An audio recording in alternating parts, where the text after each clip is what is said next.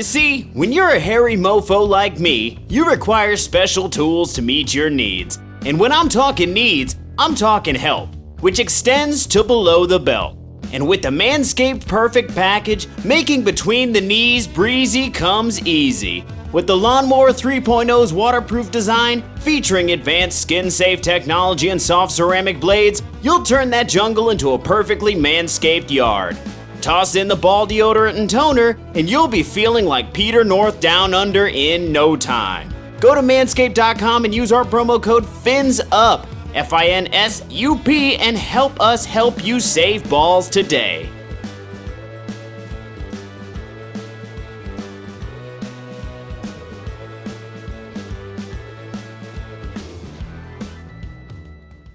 Hello and welcome to the Fin Addicts Miami Dolphins podcast, brought to you in part by Manscaped, hosted by me, the legendary Savak, and I am joined, of course, by my co-host from No Coast, Mr. Brian Byrne. How you doing, Brian? Savak, I'm doing good. I won't lie, I'm a little upset about this. Legendary Savak, and Brian Byrne's here too. So, but I'm going to make it even worse because not only are we joined by the legendary Savak, but we also have handsome Jimmy back in the mix. Jimmy, how's it going? What is going on, man? How do you think I feel? The legendary, then you, and I don't even get, and then like, oh, by the way, this dude's showing back up again. I was getting to it. I camped outside of Fin Addicts, the warehouse. I was just waiting for a shot. I'm like, hey guys, come on, let me in, let me get on the show, and it paid off. So, but no, hey, thanks for having me, guys. Nice to see everybody. Absolutely. Handsome Damn Jimmy's delighted back. to see you, right? I like how I'm handsome now. I wasn't handsome before I left. I don't know. It might be the bro bun. It's hard to see. I don't call it a man bun. It's a bro bun. Trademarked. I like that much better. That's good. Yeah. We should turn that into a hat. That'd be great. Bro bun. The bun part's the one that you should change, if anything, but I couldn't come up with anything better. We'll work on that. Tell you what, we'll have a roundtable discussion about it afterwards. But we got to talk about this upcoming game, guys. So let me set the scene for you. So due to some schedule reshuffling, the 0-5 Jets will now travel down to Miami this week to take on our beloved Dolphins at Hard Rock Stadium. Now, following a rather dominant performance displayed by Miami and Santa Clara against the 49ers, most folks are expecting this to be a relatively easy ass whooping that Miami should emerge out of with a 500 record. Miami has bested the Jets in 4 of their last 5 meetings, and the lone loss was by 1 point. The Dolphins entered this matchup coming off their best and most complete game of the season, absolutely handling a team that was just in the Super Bowl. So the Jets, on the other hand, come into this game on the heels of a pretty bad loss and ranking at or near the bottom of the NFL in most, if not all, categories, which of course beckons the question, what do we even have to talk about here today? I guess we will start with the Jets named Joe Flacco, their starting quarterback for Week 6. Darnold sidelined with a sprain to his AC joint. I'm going to throw it to you first, Brian.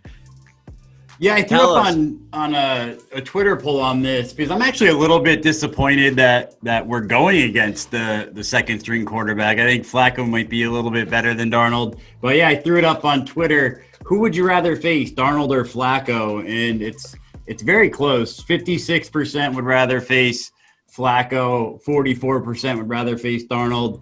I just think Darnold is just at a point where he has zero confidence, even if his shoulder was where it should be. He's got no one to throw to. Their offensive line's a mess. A younger quarterback has a much harder time dealing with all the adversity the Jets have to face than somebody like Joe Flacco. Not that I'm scared of Joe Flacco. I did look up last night who is the third string, or now I guess the second string quarterback of the New York Jets. Do either of you guys know that? I do. Man. All right. If you know for sure, let me get, what's his name? No, I have no clue. I know it something, Penny, or Bryce something. No, it feels like a Bryce Petty kind of moment, but it's rookie James Morgan from Florida International University. He also via Kent State.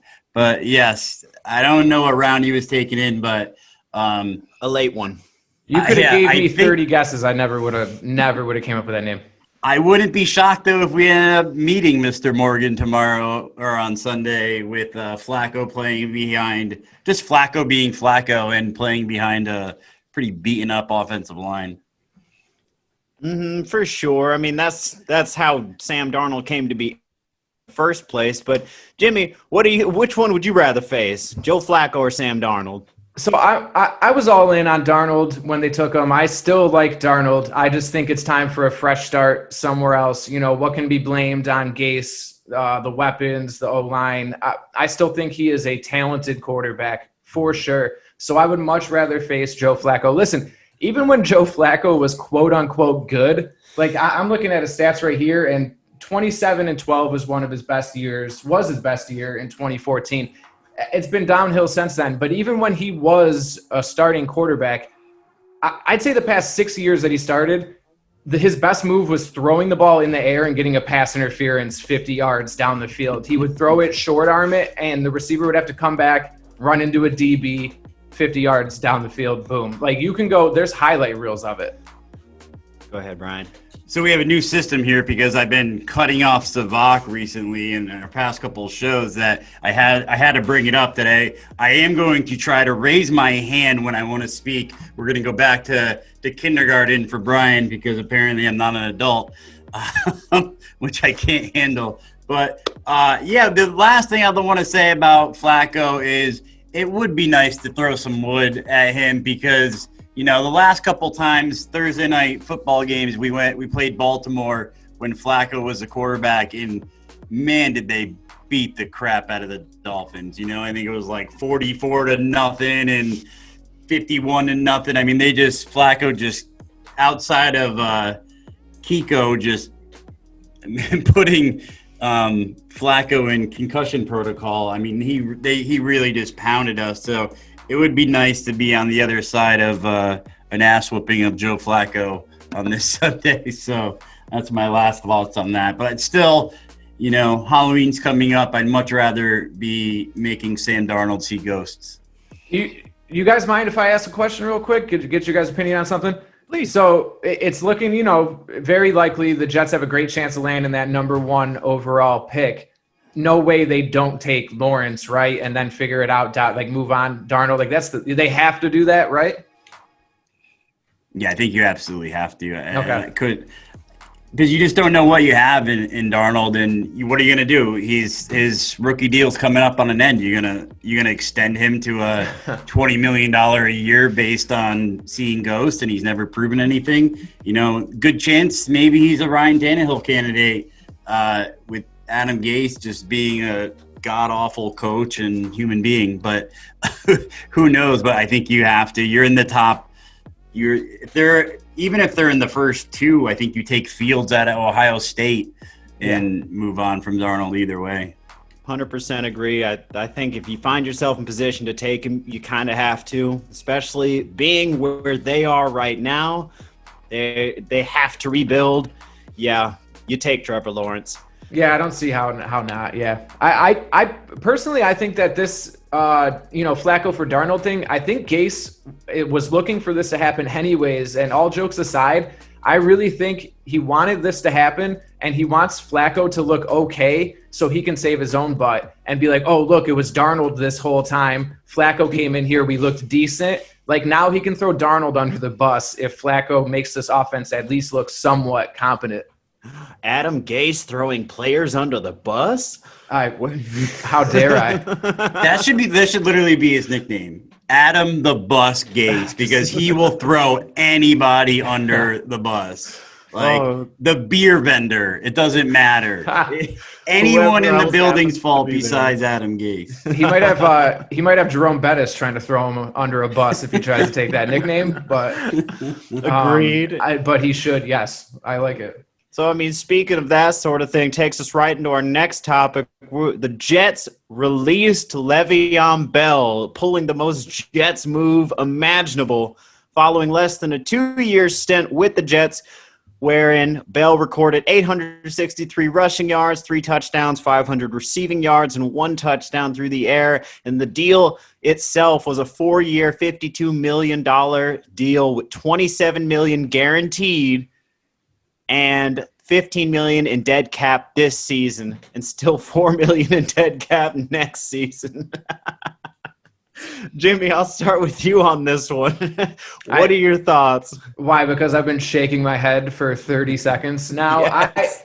My thoughts, I wish we knew each other and were podcasting when this deal was done, because there would be recorded audio of me screaming about how this is the dumbest thing that a team has ever done. I have no beef with Bell in this situation, getting some money, doing his thing. Maybe I don't get why you would go into a division with New England in the first place on a horrible team, but why did they sign him in the first place? Like, this team has so many more needs, and as we've seen, it wasn't as relevant, I guess, for 4 years ago it was, or 3 years, whatever it's been now. Just running backs, you don't need to do this with running backs. I guess we know that for sure now, but there was some sort of idea a few years ago. But it just didn't make any sense in the first place. The only thing I'm surprised about is that it kind of just faded away with no big fireworks on the field, like him swinging on Gase or him calling somebody out. He handled himself very well. I'll give him that. I know he said a few passive-aggressive things on Twitter, I believe, about wanting to be out of there. But that was all within the past week or two from off of memory. But it was a stupid contract in the first place. Now they're stuck with it for a little while on the books. Good for him. I'm pro player on this one, especially Gase. You know, Brian will know way better than I will. Brian could probably name all of them, but how many all pros has this dude just ran out of town? I'm talking like NFL all pro, all team, not pro bowlers either. Like, we're talking dudes best in their position. He's ran them out of town. I got to take a victory lap on this, Savak, and Jimmy can vouch for it. I'm glad Jimmy, joining us tonight, because I said this when they signed Frank Gore in the offseason. I said, I swear to God, Adam Gase is going to find a way to give the ball more to Frank Gore than he is the stud Le'Veon Bell. And sure enough, he's found the way. And Jimmy, I got to correct you. It feels like it should have been that Bell's been on this team for 3 years and it just hasn't worked out. But no, it's only been a year and 5 weeks. Jeez. That's all he's given them. And he's been injured for like the majority of that, to walk away from this contract at this point it's just Adam Gasian. There's no other way to set it up. I mean, if Savak, I don't know if you want to weigh on it, we can go to the Gase press conference on this right now, because it's hilarious. It's hilarious. You could start setting it up, and I mean, I'll just say that I agree with you guys, and I thought that it was a curious move to sign him to begin with. I didn't think that was going to work out. And, of course, just like you said, when they added Frank Gore, you're like, okay, Gase is going to start leaning towards Frank Gore more than Le'Veon Bell. And it's interesting now you see some of those comments coming out and some of the things that Adam Gase has said. It's just bizarre. You start to question whether or not this man's rooted in reality or not. Yeah, they might need to do like a wellness check on this dude, like a mental health check. And Brian, I can't believe I was that far off on the years. Thank you for bringing that up. It's almost like when you're flying across the Atlantic and you fall asleep and it feels like 12 hours and you're like, man, we're probably landed in England like any time now. And you haven't even flown past like JFK yet. Like, it was so bad there and so uneventful and so just nothing. If you would have been like, Jimmy, you want to double check that? I would have been like, yeah, they signed him like 2.5, 3, like before 3 seasons ago. But wow. Yeah. Nope. Yeah, with that, let's go to the Adam Gase press conference, because it's just comical, him trying to defend this move. I just can't stand his face. I know. It's so smug. It just, whenever you freeze it, it just looks smug. Yup. Le'Veon, that was kind of the consensus we came back, to last night, spoke with him. For us, we just felt like it was best that, we part ways. It gives him an opportunity to go somewhere else. For us, I mean, I want nothing but the best for him. Get an opportunity to go somewhere else and have success. And it's tough. It's a tough decision to make, but we felt like that was the best for us at where we're at right now. And we got to move on to Miami. Loser! You're a loser! Are you feeling sorry for yourself? Well, you should be, because you are dirt! Adam, I think a lot of people will look at the decision to let Bell go and connect some of the dots that and that kind of perception of big personality players that worked with you in Miami and then with Jamal and Le'Veon gone here. I mean, why did it go south? And just even if you could address kind of that stigma that's now out there louder than ever. Yeah, I mean, it's, for whatever reason, it didn't work out. We're going to have to, as our team moving forward to Miami, that's the number one concern for us right now. You think he can still be a productive back in the league? I'm sure he'll get an opportunity somewhere else, and we'll see what happens. Do you agree with the perception that you misused him? It's irrelevant at this point. Yeah, but Adam, when a team makes a free agent investment that large and it ends before 2 seasons, I think the fans are interested in knowing why it didn't work out with a player of that stature. Yeah, it didn't work out. And we're going to focus on this game right now. It's irrelevant. It's just irrelevant. How is it irrelevant? Bro, it's just paying him irrelevant. $15 million That's this irrelevant. year, $4 million next year. Your job as a head coach is to have some kind of answers. You can't do things like this and sit up there and be like, I don't know. That's irrelevant. That's relevant. Yeah. It's Just irrelevant. No, Just it's didn't work not. out. Yeah. Every player that you've ever been in contact with that is good wants away from you.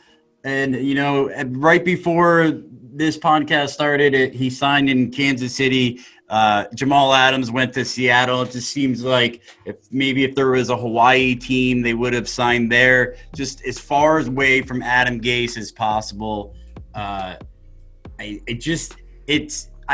to play this because it's baffling. We saw this when he was in Miami. He just no answers, no responsibility, no anything. He's just like, what is he doing up there? How is he getting money? Like, Jimmy, what's your favorite line?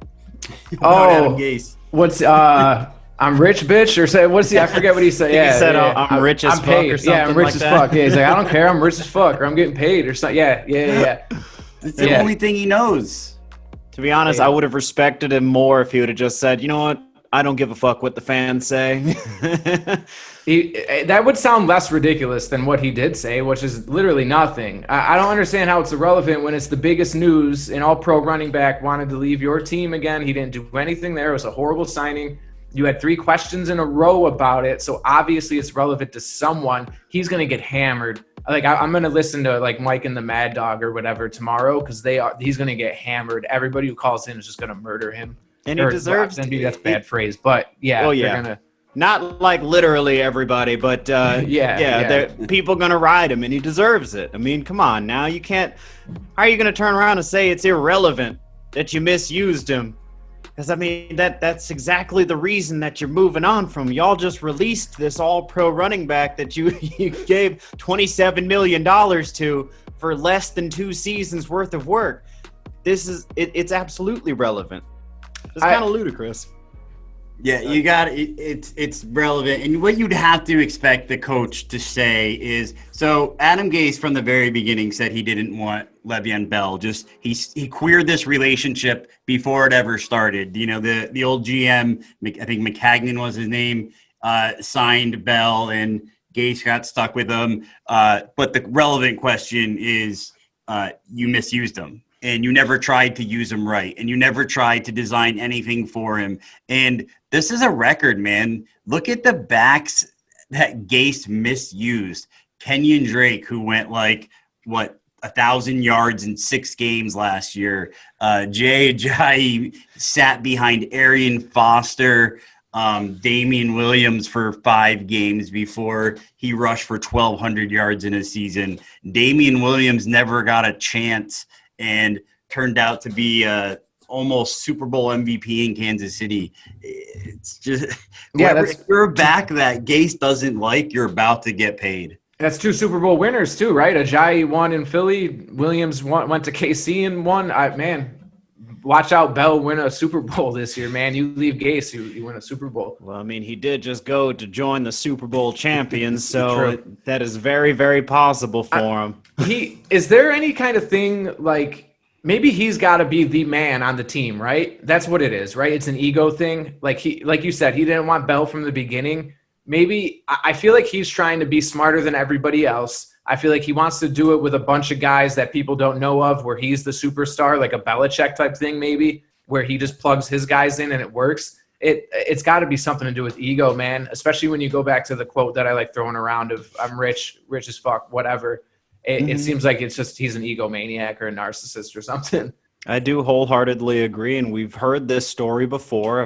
We've heard it reported that he feels that he's the smartest person in the room at all times. And we've seen this. He's parted out. That's what he did at the end of his tenure with the Miami Dolphins. He parted out all of these players that weren't his guys, and then he brought in his guys, and we saw what the effects of that was. You know, he wants that credit. That what's the word for it?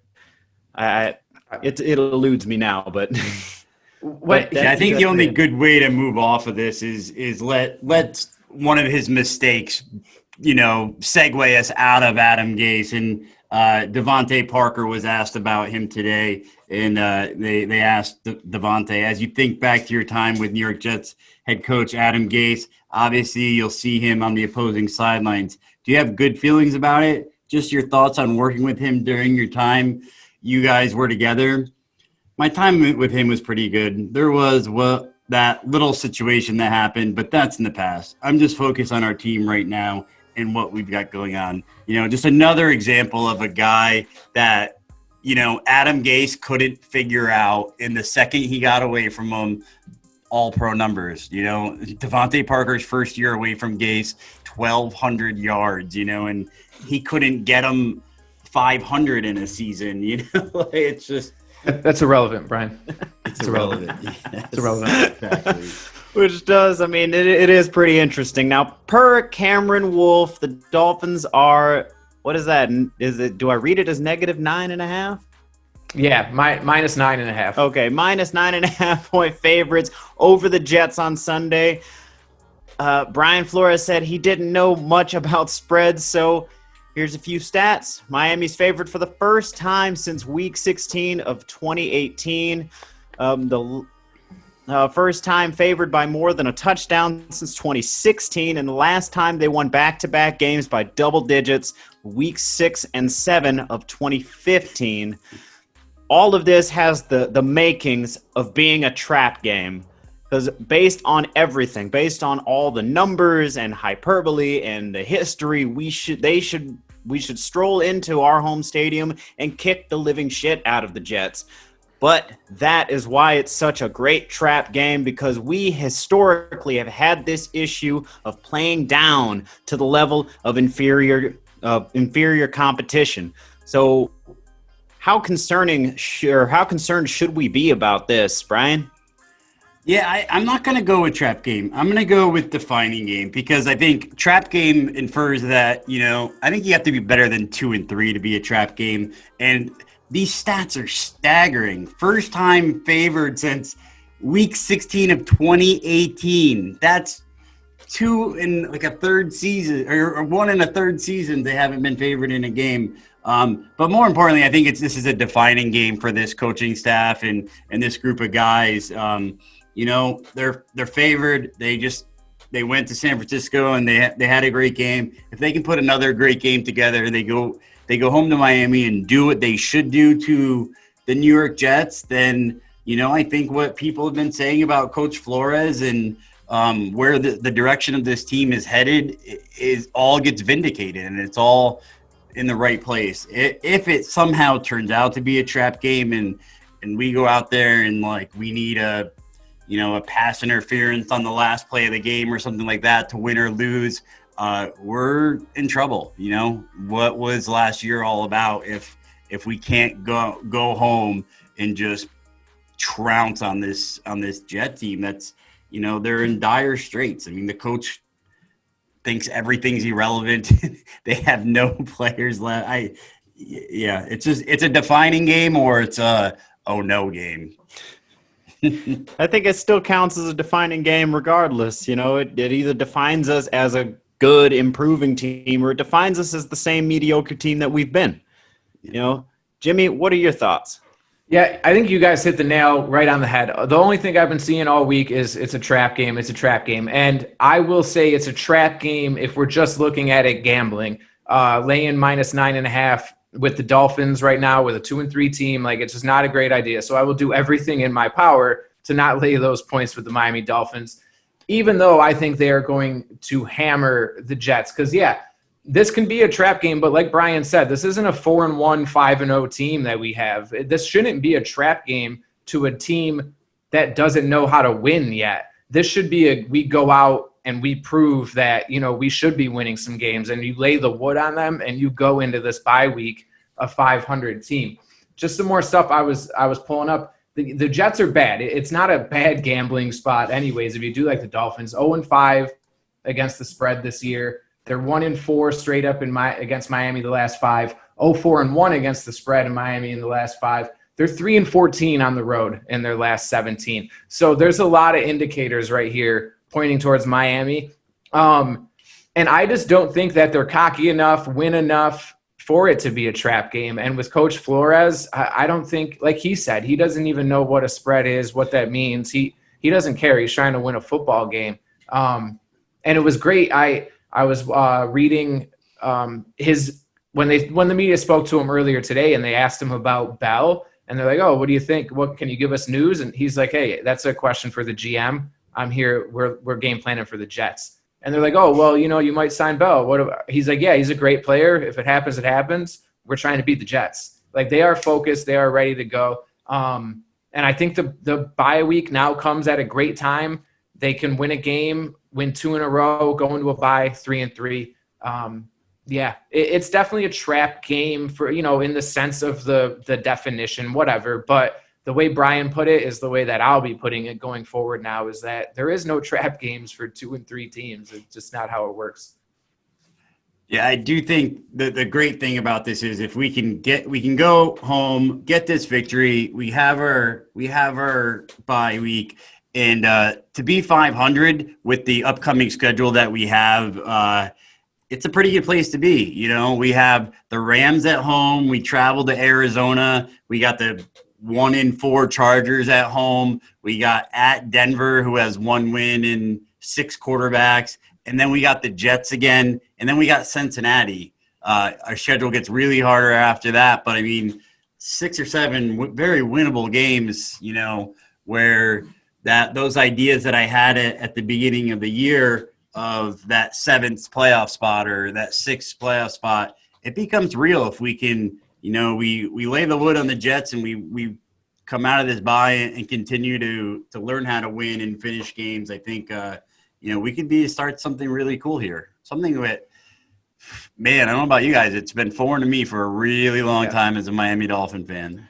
I'd like to throw out something cool. I forgot I had written down. I looked up earlier because I saw Savak, like the Jets 3-14 on the road in their last 17. They have 6 offensive touchdowns in 5 games this year. When I was looking into it, they have lost by 2 scores the first 5 weeks of the season. They're only one of 4 teams to ever do that in the past 30 years. To go 0-5 and you lose every game by 2 scores. So they are historically bad right now. Like that's impressive kind of for Gase. Like, you have one of the most historically bad football teams going. But he's an offensive genius. What do you mean?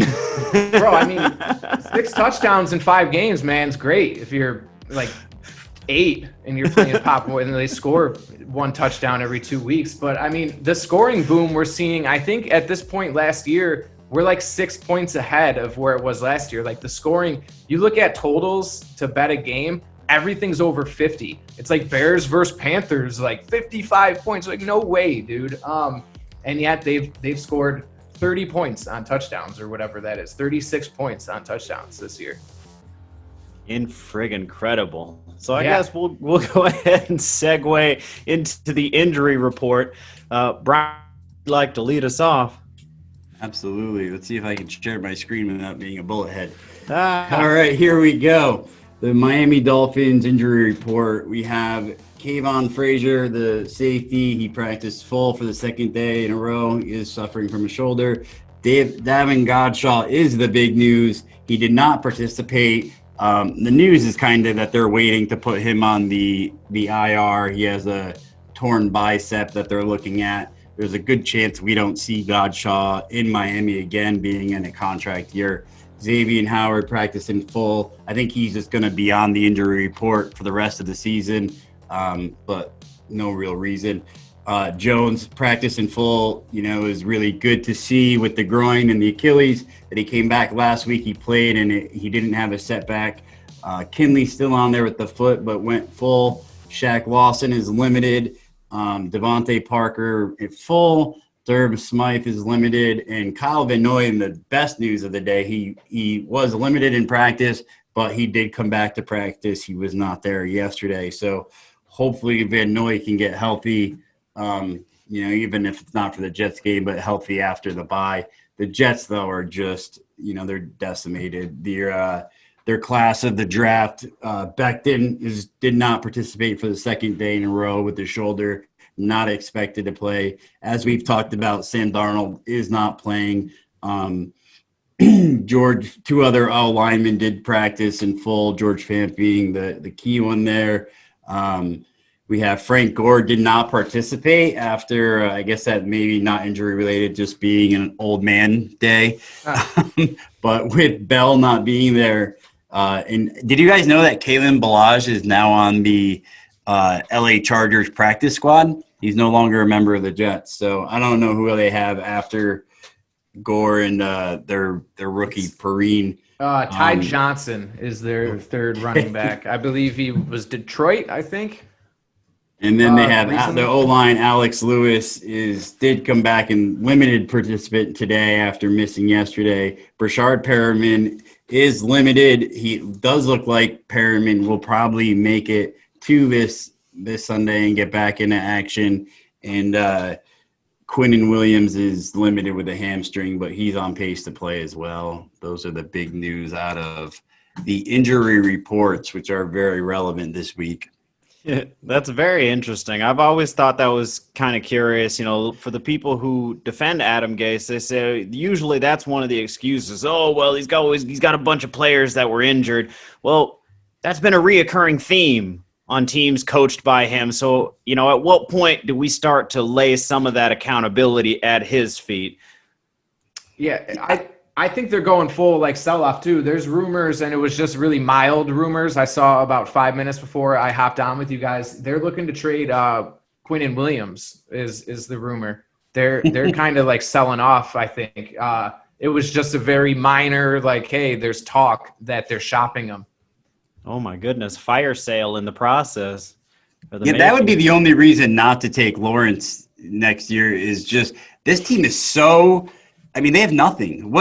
They have Becton to build on, and that's the whole deal, So, Lawrence, he's going to be Sam Darnold. If he gets drafted to this team, if I'm this kid's agent, no, man, go back and play baseball for a year, do anything else because you're walking into a horrible situation. They're still going to need 4 offensive linemen and 3 wide receivers and 2 running backs. They have built nothing in these past couple of years of drafting among the top. And, it's just a complete disaster in New York. And I do think Joe Douglas is, not an awful GM, but you got to put a tourniquet on this at some point and stop the bleeding, keep a couple of assets. And, as we showed last year, you can't get everything in one off season, and they're going to have a lot of dead money with these people that are leaving too. That I don't know how you get in front of this. This is just a nightmare in New York. They're really far away. Yeah, this isn't even the beginning of a rebuild because they don't have anything to build with. We had a bunch of draft picks. A couple of decent players, good infrastructure. They don't have anything. And you're right. I wouldn't be, and I would not hold it against them. Wouldn't be shocked if Lawrence forces a trade or something, like a Eli Manning, Phillip Rivers type situation, man. Yep, that's exactly what I was going to say. If I were him and they tried to take me, I'd refuse to play for him. Nope, Yeah. not playing for y'all. Sorry, it's just not happening. I'm not putting my life on the line for that. Go ahead. Yeah, I think the best part of this, guys, is we have to move on from this, but like this isn't us. You know, after 3 years of Adam Gase, this isn't our talk. This isn't our world that we have to be living in. We just had to visit the hell that is the New York Jets for a little bit, but you know, we're in a completely different place, and you know, there's a really good segue. Ryan Fitzpatrick was interviewed yesterday. I get to be a part of 1 day a week of going to the press conferences. So it's pretty cool to hear Ryan Fitzpatrick talk about he was asked about how the 3 rookie offensive linemen have not given up 1 sack all year. And he had the quote of the year. He said, but as far as being 3 knucklehead rookies, they played pretty well. We just have to continue to make sure we're on the upward trend and they improve every week.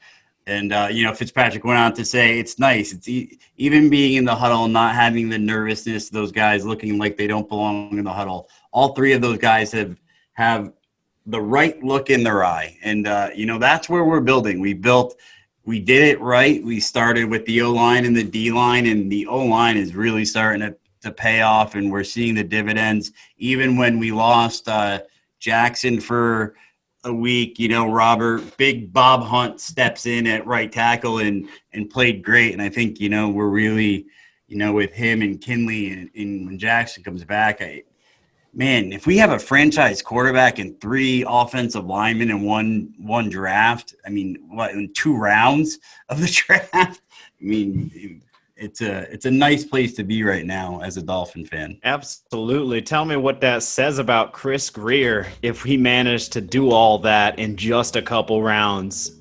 I always had the feeling he would really excel at that job if they took the handcuffs off him, and look at him go. So I hope we continue to see progress like this, as I have been astounded by the offensive line play. When you have so many rookies out there, you wouldn't expect them to come together and be able to protect the way that they have. But they have managed to keep Fitzpatrick upright, and they've looked damn good doing it. So I hope they continue to progress like that, because that's only going to pay dividends for us in the future. And, of course, we want to see Tua last for a long time. We don't want him to be running for his life and getting beat up like these other rookies out here, you know, Joe Burrow and stuff, you know. So I'm excited. Now, Jimmy, you got anything on this offensive line?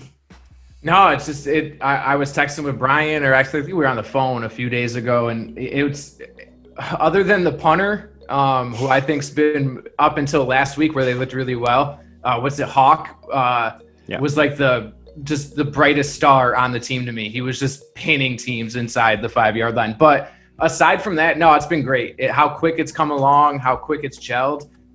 It's kind of amazing and borderline unbelievable. Because you mentioned like Burrow, that dude's been getting hammered. He's looked great, but every time you flip their game on, the kid's on his back. And you can be tough, you can last forever, you know, whatever, but those add up, you know, like it doesn't need to be one big hit, you're out. Those build over time, and, you know, we don't need Tua taking those, and yeah, even not Fitzpatrick. But no, I'm very impressed with the line, and, you know, I'll eat a little crow on it. I doubted it, you know, coming into the year a little bit. I definitely didn't think it would happen this quickly, and obviously there's still a little ways to go with it. They'll continue to grow, but man, it's looked really good. In the pass game, the run game hasn't been great. We can't really put that all on the O-line, though. The running backs haven't been too spectacular, but no, they're miles ahead of where they should be. Agreed. And I do want to expand on something you said real quick, because you mentioned that that Hawk was the lone bright spot. I really think it's special teams in general, because Jason Sanders has been just absolutely incredible as well. So, I mean, spot on with that. But you wanted to contribute something, Brian?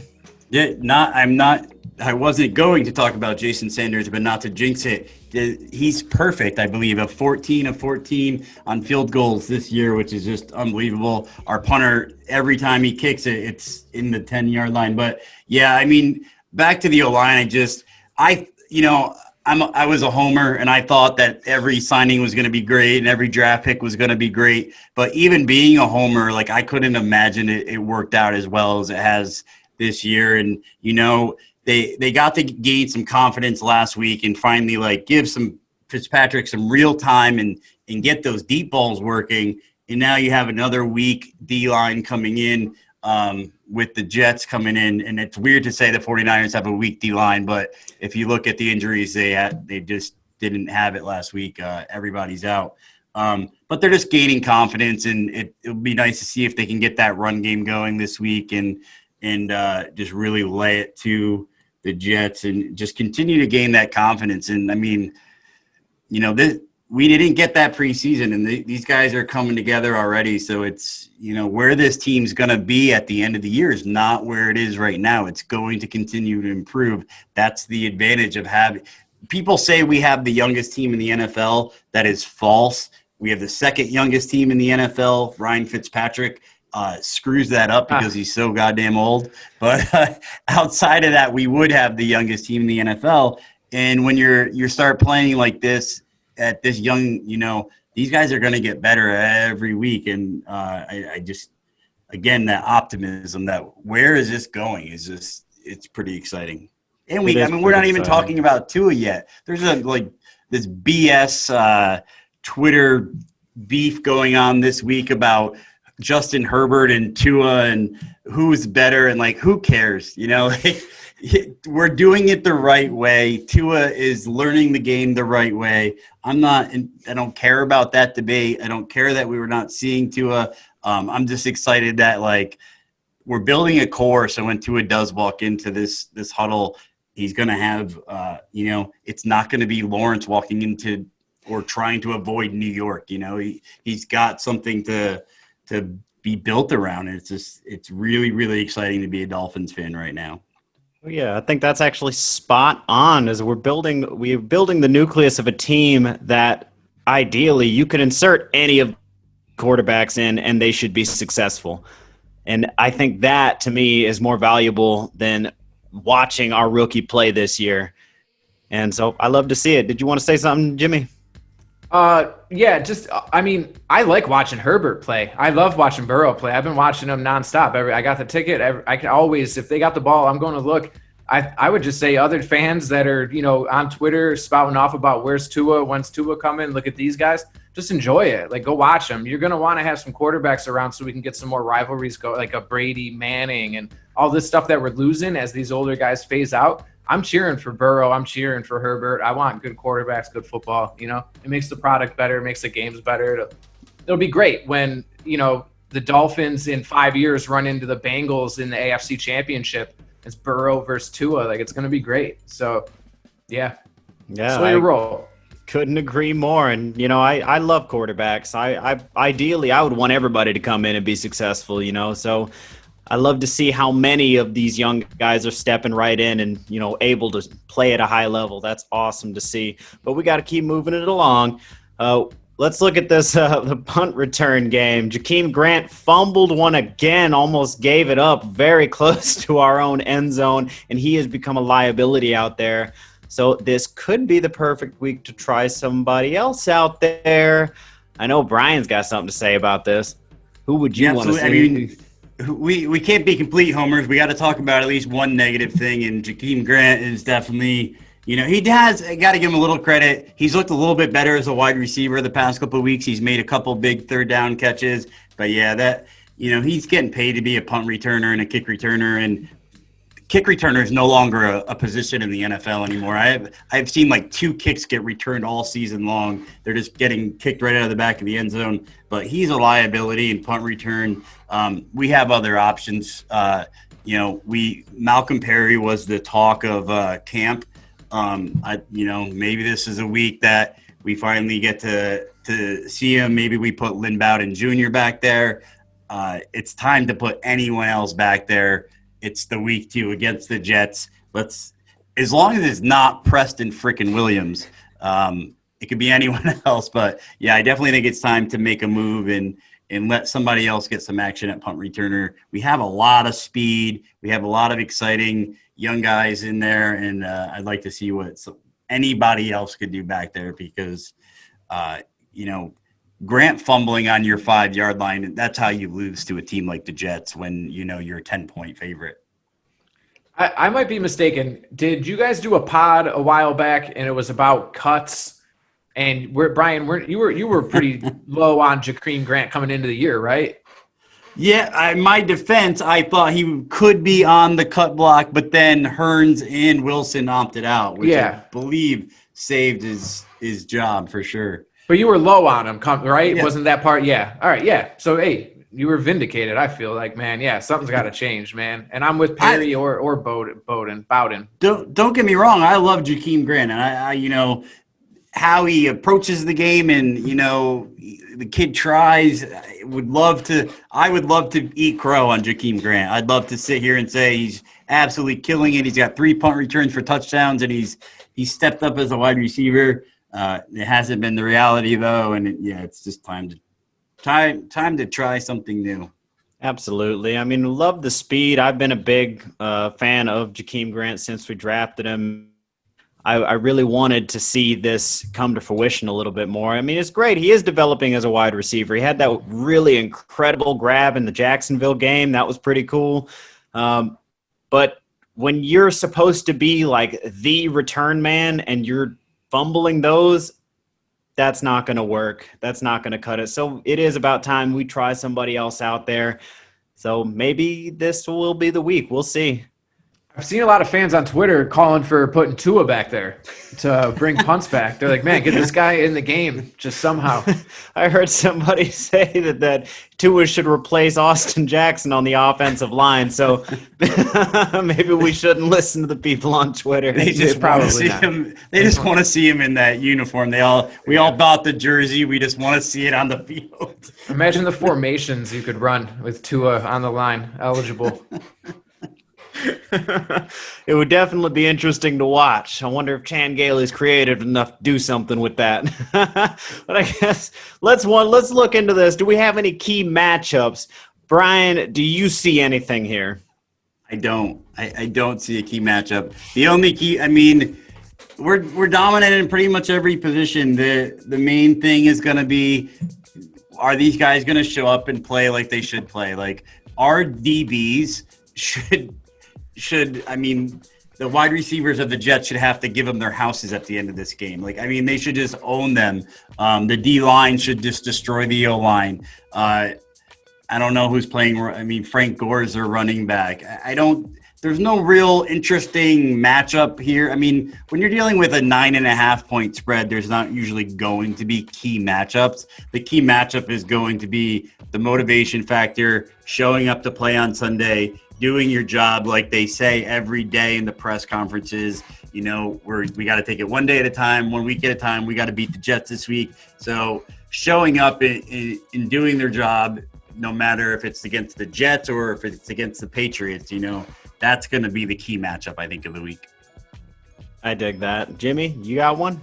I lean with Brian that they're really, just because these Jets have literally nothing and when it comes to personnel, there's really no key matchup for me to kind of, look at or break down or consider. I guess somewhat you can call it a key matchup, whatever. I would like to see a get right game for the run game.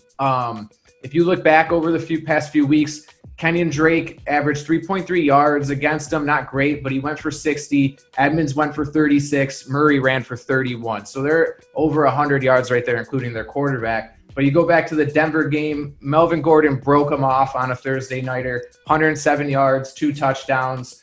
Week before that, Mozart and Jerick McKinnon went for 160 and 2 touchdowns combined on 11 carries or something like that. So they've been getting ran all over. I looked at the quarterback stats against them too, and they didn't face too high end of quarterbacks. They were high completion percentages, but not huge yardage, huge touchdown games. A lot of teams have been doing pretty much whatever they want against them. So that's why I would like to see us at least try to get some runs going, establish it, have a decent game. Win the game however we have to. I don't think Fitzpatrick's going to have to come out and sling it 40 times, though, to get it done. So I think they get up early, and I think they can run the ball. It's just whether or not the run looks good. I would just like to see a nice, classic, good-looking ground game this week. I dig that. I'm going to go ahead and bypass that and go into the X factors, which I just had one written down, which was Miami's pass rush versus Joe the Statue Flacco. I was just going to say that. Like, it's funny. That's right, because Joe is not a mobile quarterback. He is not. I do not expect him to be escaping the pocket very much or escaping that rush, so I do expect our defensive line to just eat him apart. Brian, you got anything for that? Yeah, I like that. And not only the D-line, we saw a lot of blitzing last week. We finally last week got up against the quarterback who is not mobile, who did not have that option of, killing us with his feet as well as his arm. So, we're in a similar situation. So I'd like to see that the linebackers and the safeties get some interesting blitz packages going and really, I would hate to bet on an injury, but I think we're seeing Morgan again.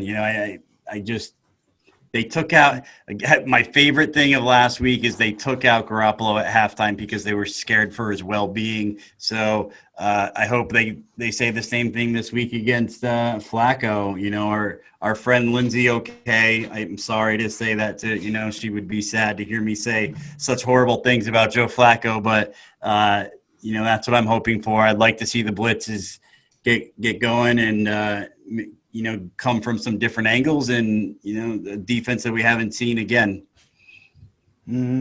Agreed, which I guess, Jimmy, you got anything on that?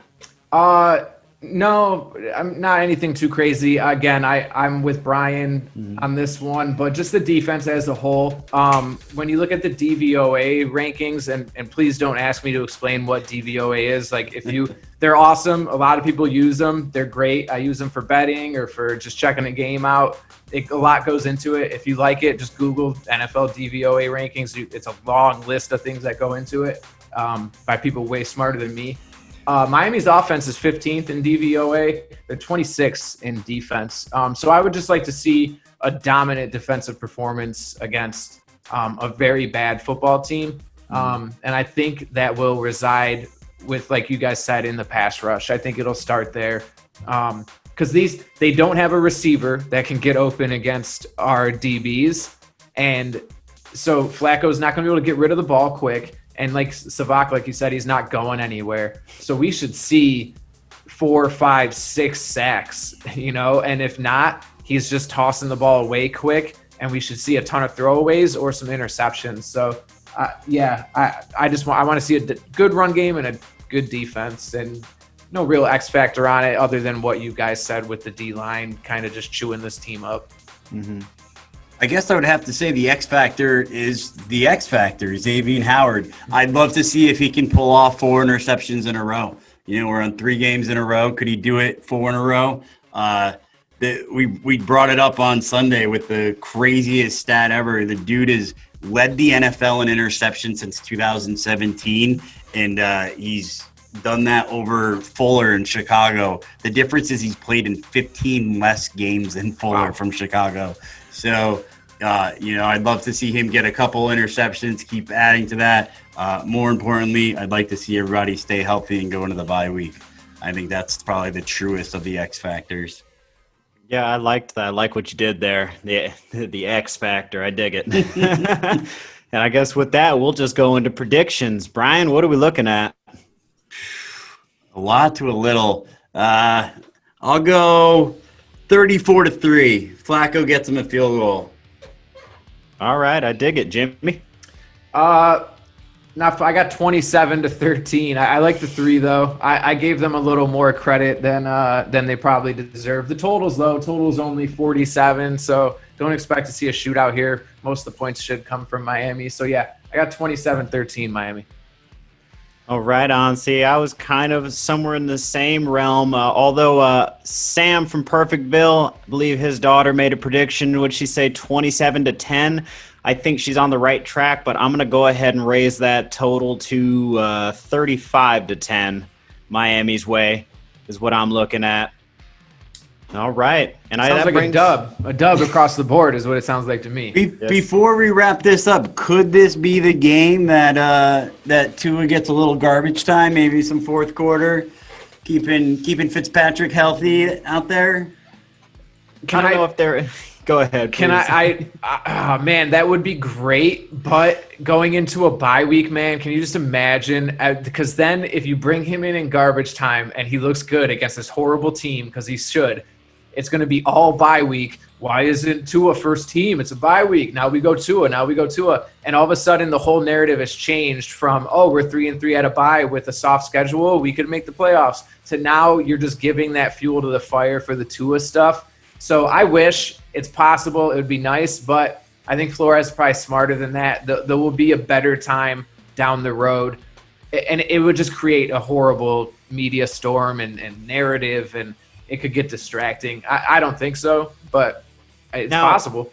I love what you said there, and I do agree with it, but I got to push back on it just a little bit on this note, because we spoke to Jay Fiedler. And I don't have that kind of access. Anyway. I'm talking humble brag there by Sabak. I'm talking to my boy Jay from the gas station right here. He said no on Tua, but I don't know. No. I have to, because this was what he had said, because this was on the heels of that Seattle game, and Ryan Fitzpatrick did not look good, which got all the Tua talk ramped up. And Jay Fiedler said, well, watch, guys. Now that everybody's clamoring for Tua, Fitz is going to come out and play lights out, and he played his best game of the season. Yeah. So it does make you wonder, if we go out on something like that, Tua ends up playing really well against New York, and we go into the bye week, and then you have all that talk. Do we come out of it, and then Ryan Fitzpatrick plays the best ball of his career? Oh, a little artificial QB battle going on. I like that. I like that, Savak. That 4D chess, I think, is what they call that. Wow. That's right. I'm with that. This team, hey, if there is a QB thing and the media's getting in, Fitzpatrick's not going to worry about it. It's not going to bother him. If there's any quarterback in the league it's not going to get to, it is not going to be that dude. So, hey, yeah, if they want to stir up a little bit to light a fire under that old man, hey, I'm with it. Mm-hmm. Seen it work before. I think, too, that he's just the only place that there is any quarterback controversy in Miami is in the fans, right? Oh, yeah. The locker room knows who the quarterback is. The coach knows who the quarterback is. The quarterback knows who the quarterback is. Our backup quarterback knows who the quarterback is. So, but there has to be some truth to what Jimmy has said, because we've had opportunity for garbage time Tua in 2 games and he hasn't come out. But I could see it if this gets ugly early. I mean, why not? It'd be a perfect time to get him a little bit of action, get some tape on him before the bye week. But if there's garbage time, you can't make you're right. Like, if Fitzpatrick brings us to garbage time and we're up 42-0, there's no even if Tua throws 3 touchdowns. Fitzpatrick got us to 42-0. So, there's no story there. But again, I do agree with Jimmy a little bit, though, because that what has been shown that they haven't really wanted to awaken that beast. But I wouldn't be surprised either. So I guess that's the storyline of Sunday. Will our quarterback get garbage time play? Yeah, we're getting way ahead of ourselves here. We're talking about possible garbage time, but there wouldn't be, obviously, when if they were 42-0 and he plays well, comes in, looks good, Miami media probably is not going to blow it out of proportion, especially with how close they are to the team and coach and this and that. But man, they're going to run it on NFL Network and Good Morning Football. It's going to be, is it Tua time? Is it Tua time? Cowherd, Tua time everywhere. And I do have to admit, the first game when Herbert came in and he started last minute and that boy came out just slinging it, I was like, oh my God, we need Tua in there. We need Tua. So I got to admit, I bought into that a little bit with the rest of everybody else. It is hard seeing Burrow and Herbert doing their thing with our golden arm just sitting on the bench. But, hey, trust the process, man. I'm a Celtics fan too. I know it doesn't make sense. And I was told for 20 years of my life to trust the process. Danny Ainge knows what he's doing. Trust the process. So, hey, I'm trusting this process here. And Chris Greer and Coach Flores, they've been great so far. So Yes, sir. Yeah. I'm trying to hang in there with you too. I mean, it's all we can do. Exactly. But with that, I suppose we're Brian, you got one more thing? Yeah, it is kind of funny. The Dolphin fans get one big win, and we're like getting all cocky and talking about garbage time and 42-0. We've been like the laughing stock of the NFL for the past 2 years, and we're 2-3, and we're like, yeah, we're gonna dominate. So when we're kicking the shit out of the Jets next week, should they bring Tua in? Like, we are getting way ahead of ourselves. We're just very confident. who are you going to start in the divisional round, Tua or Fitzpatrick? I don't know. That's good. Well, then I guess that'll take us to our wrap. So make sure you subscribe to the Fin Addicts Miami Dolphins podcast. Everywhere podcasts are available, Apple Podcasts, Google Podcasts, Spotify. There's a couple on there I hadn't heard of, but apparently we're on there too, so awesome. Follow the Fin Addicts Network on YouTube, youtube.com/Fin Addicts Network. And make sure that you check out the Jason Taylor All In for Literacy Poker Tournament. We are taking part. We're running a competition, a contest. Brian, you want to tell these people a little bit about it? Yeah, just when you do follow us on youtube.com/Fin Addicts Network, take a screenshot, send it over to us on Twitter at Fin_Addicts or at info@FinAddictsNetwork.com, because you will be entered to get a seat in the Jason Taylor All In for Literacy Poker Tournament. But the real fun part of that is not only do you get to play poker with Jason Taylor and Joy Taylor and OJ McDuffie and all these past Dolphin greats and media members, but you go up against the Fin Addicts in a side game, and whoever has the best finish of the Fin Addicts and our winner gets a Jason Taylor signed mini helmet, 2017 Hall of Fame mini helmet. So huge come up right there. So definitely follow us on YouTube. And I finally get to announce this. This is probably going to come out tomorrow, and tomorrow should also be when www.FinAddictsNetwork.com goes live. So check out our website. You can find info on all of our podcasts on Welcome to Perfectville podcast and our friend Doug Lee Do Wrong, his podcast, and YouTube. So check us out on there, and you can also find all the information on that contest on our new website. That's right. And don't forget to follow us on Twitter at Fin_Addicts. For everybody here, Jimmy, thank you very much for joining us, man. Thank you guys, man. It was a pleasure to be here. Great to be on. It was great talking to you guys again. You guys are doing great, man. I'm loving what you guys are doing. Keep it up. We'll certainly try. So we're going to go out the way we generally do. Fins up, everybody. Fins up, Fins handsome up. Jimmy. Thanks, guys.